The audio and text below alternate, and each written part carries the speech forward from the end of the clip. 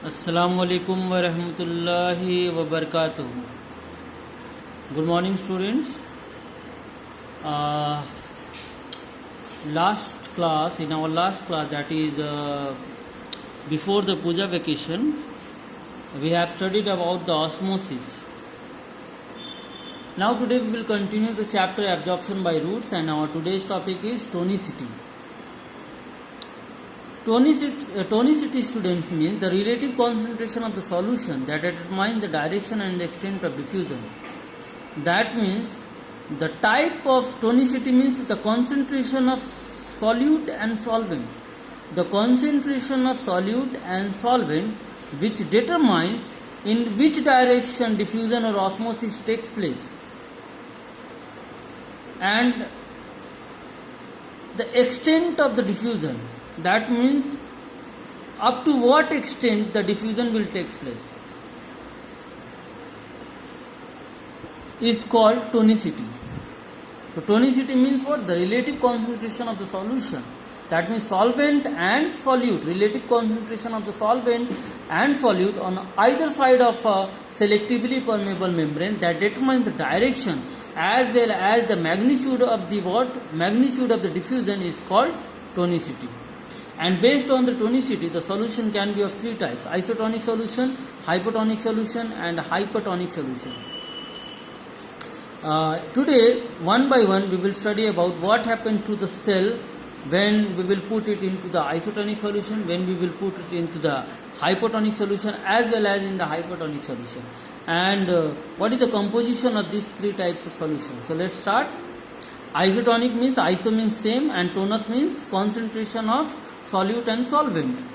So the type of solution in which the relative concentration of water molecules and the solute on the either side of the cell membrane or selectively permeable membrane is equal, it is called isotonic solution. That means, just suppose the cell that you are put in a solution contains, both the cell and the solution contains same amount of solute, same amount of solvent, then it is called isotonic solution.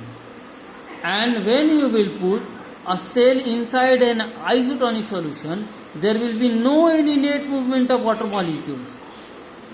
Remember this one: if you put a cell in an isotonic solution, there will be no any net movement of water molecules across the cell membrane. That means there will be no any osmosis, and the size of the cell will remain same.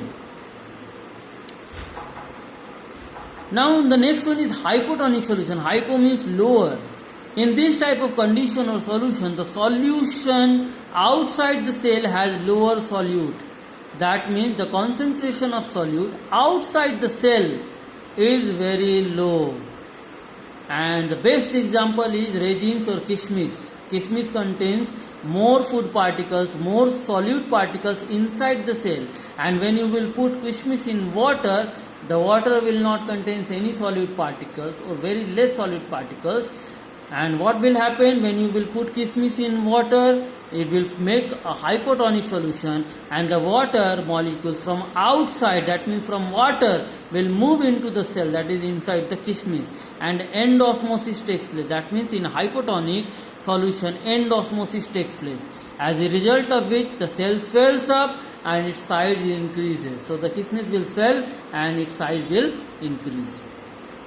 Now the third one is the hypertonic solution. Hyper means higher concentration. In this type of solution, the outside solution contains more solute concentration than the fluid that is present inside the cell.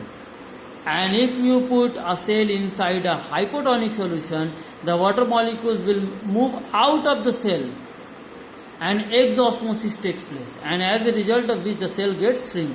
I will give you one example of the grapes.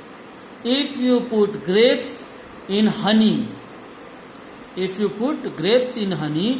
the solute in the grapes is very less than the solute in the honey. So what will happen? All the water molecules from the grapes will come out from the grapes and the grapes will shrink.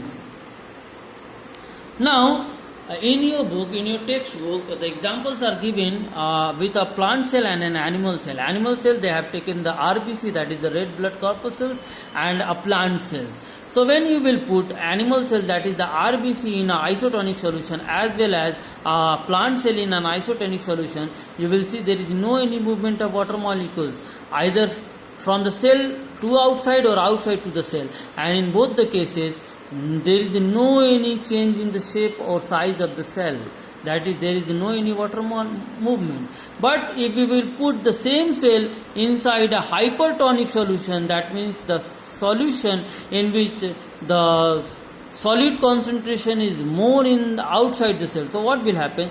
The water will move out of the cell into the medium, into the outside medium, as a result of which the cell will shrink.